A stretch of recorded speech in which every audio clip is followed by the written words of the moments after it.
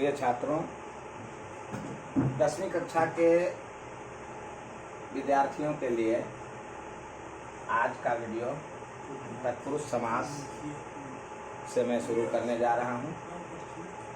इसके पहले के कलांश में मैंने आपको समास की परिभाषा, उसके भेद और कुछ उदाहरण बता करके समझाने का प्रयास किया था। आज हम तत्पुरुष समास और उस पर आधारित उदाहरण मैं बताने जा रहा हूँ।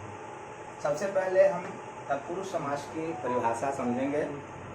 तो तत्पुरुष समास की परिभाषा होता है उत्तर पदार्थ प्रधान तत्पुरुष, अर्थात तत्पुरुष समास में उत्तर पद यानी दूसरे पद के अर्थ की प्रधानता होती है।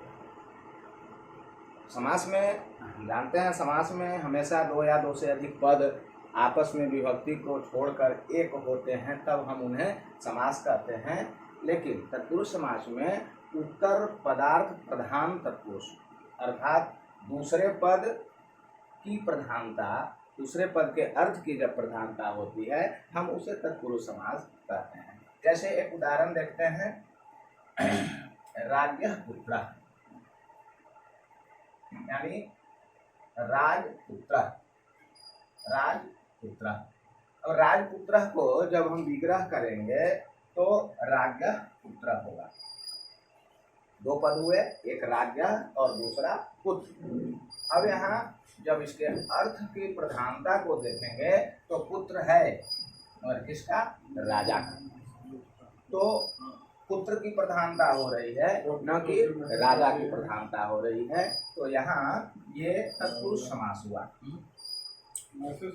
तत्पुरुष समास में जैसा कि आप लोगों को पढ़ना है विभक्ति तत्पुरुष, तो हम देखेंगे यहाँ ये राज्ञः में षष्ठी विभक्ति लगा हुआ है।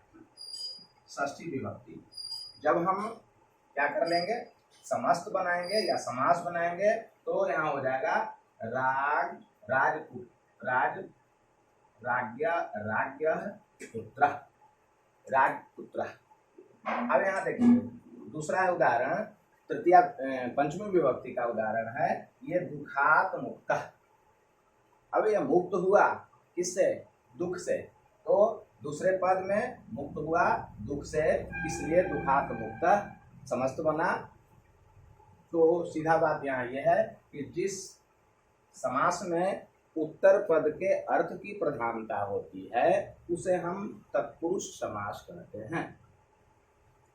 अब ये दोनों उदाहरण से, ये दोनों उदाहरण अभी जो मैंने दिया, ये दोनों में उत्तर पद के अर्थ की प्रधानता रहने के कारण ये दोनों उदाहरण क्या हुए? तत्पुरुष समास के उदाहरण हुए।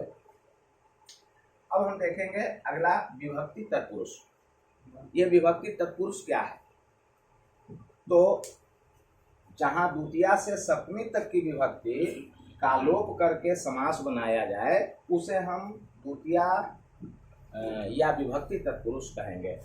जहां द्वितीया से सप्तमी तक, कारक चैप्टर आप लोगों ने पढ़ा होगा, कारक में द्वितीया यानी कर्म कारक से लेकर के सप्तमी अर्थात अधिकरण कारक तक में विभक्तियां आती है। कर्म कारक में द्वितीया विभक्ति होती है, करण कारक में तृतीया विभक्ति है, इसी तरह से सप्तमी तक विभक्ति होती है, जिसका आगे हम बताने जा रहे हैं, बताएंगे ही। तो जहां द्वितीया से सप्तमी तक की विभक्ति का लोप करके समास बनाया जाता है उसे हम क्या कहते हैं? विभक्ति तत्पुरुष कहते हैं। ठीक है, विभक्ति तत्पुरुष कहते हैं, विभक्ति तत्पुरुष कहते हैं। अब हम आप लोगों को बताएंगे विभक्ति। विभक्ति है क्या? कारक में कारक और विभक्ति तो पढ़ना ही है। तो सबसे पहले आगे जाने से पहले हम विभक्ति बता देते हैं, उसके बाद में आगे हम उसके उदाहरण बताएंगे। हम तत्पुरुष समास में ही सब विभक्ति बता रहे हैं कि विभक्ति कहते हैं किसे। विभक्ति की परिभाषा कई जगह कई व्याकरणियों ने अलग अलग ढंग से लिखा है, लेकिन सीधा अपने मस्तिष्क में बिठा लें कि संख्या कारक बोधयित्री विभक्ति, यानी कारक के संख्या का बोध कराने वाले को हम विभक्ति कहते हैं। दूसरे व्याकरणी विभज्यन्ते कारकाणि संख्याश्च यथा सा विभक्ति, यया सा विभक्ति।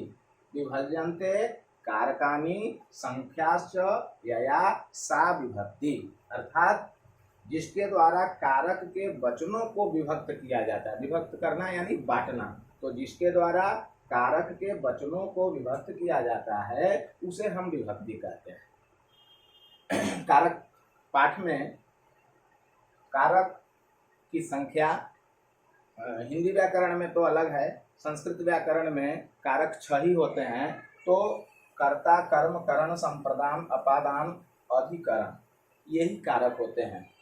हिंदी व्याकरण में यानी कि संबंध और संबोधन को भी कारक माना जाता है, लेकिन विभक्ति को जब हम समझते हैं तो कर्ता से संबोधन पर्यंत हम सभी की अलग अलग विभक्ति के नाम से जानते हैं। कर्ता यानी प्रथमा विभक्ति और इसका परसर्ग, हिंदी का परसर्ग ने होता है। कर्म कारक द्वितीया विभक्ति, इसका हिंदी का परसर्ग वो होता है। करण तृतीया विभक्ति संस्कृत में होता है और हिंदी का परसर्ग से होता है। और संप्रदान चतुर्थी के लिए, को के लिए भी कहीं प्रयोग हो जाता है और होता ही है। अपादान पंचमी विभक्ति से अर्थात जुदाई के लिए। संबंध कारक षष्ठी विभक्ति का के की का प्रयोग कर लेते हैं। अधिकरण कारक सप्तमी विभक्ति और इसका परसर्ग में और पर होता है और संबोधन कर्ता की ही तरह चलता है। कारक प्रकरण में एक सूत्र आया है संबोधने कर्ता, यानी संबोधन कारक को हम कर्ता ही समझते हैं, क्योंकि कर्ता का रूप अगर हम राम में कर्ता का रूप चलाते हैं तो राम रामौ रामा, केवल वचन की हेर फेर होती है और संबोधन का भी हे राम हे रामौ हे रामा। अब यहाँ हम कर्म से लेकर के यानी कि तत्पुरुष विभक्ति तत्पुरुष कर्म से लेकर के अधिकरण तक, यानी यहाँ 6 कर्म, करण, संप्रदान, अपादान, संबंध और अधिकरण, हम इसी में विभक्ति छांट करके अब हम समस्त कर लेते हैं। जैसे तृतीया विभक्ति यानी करण कारक का उदाहरण है यहाँ हरिणा त्राता। ये समस्त पद, ये जो है विग्रह पद है हरिणा त्राता और इसका पूरा बन गया हरिस्त्राता। द्वितीया विभक्ति का रामम आश्रितः, अब रामाश्रितः। चतुर्थी विभक्ति का उदाहरण देखेंगे हम संप्रदान का पाठायशाला यानी पाठशाला और पंचमी का देखेंगे वृक्षात पतितः यानी वृक्ष पतितः। इस तरह से विभक्ति हम समझेंगे। अब हम द्वितीया विभक्ति यानी कि कर्म कारक से जो प्रश्न आते हैं वैसा परिभाषा दे करके बताने जा रहे हैं।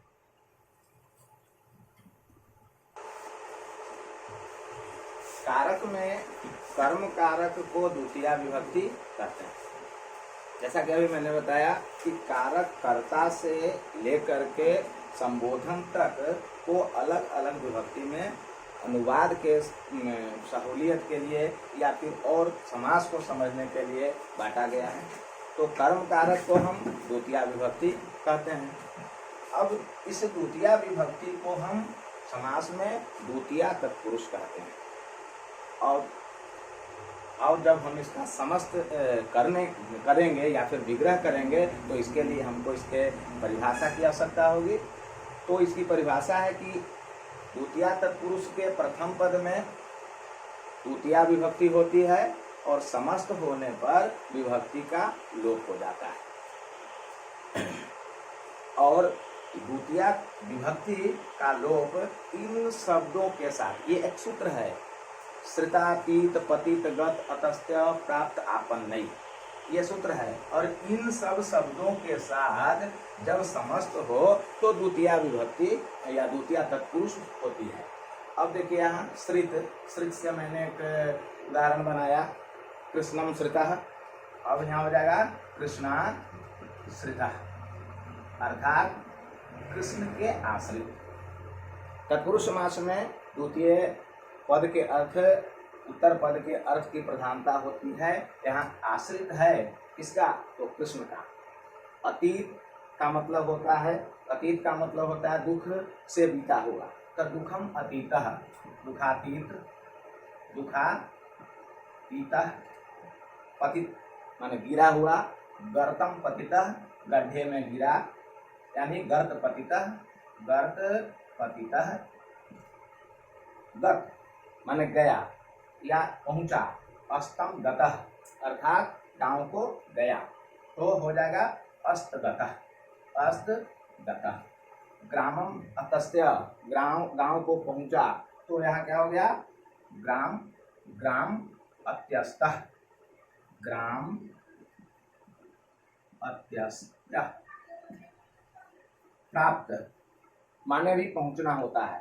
अब यहाँ कहता है कि ग्रामम प्राप्त, गांव को गया, तो यहाँ ग्राम प्राप्त, ग्राम प्राप्त।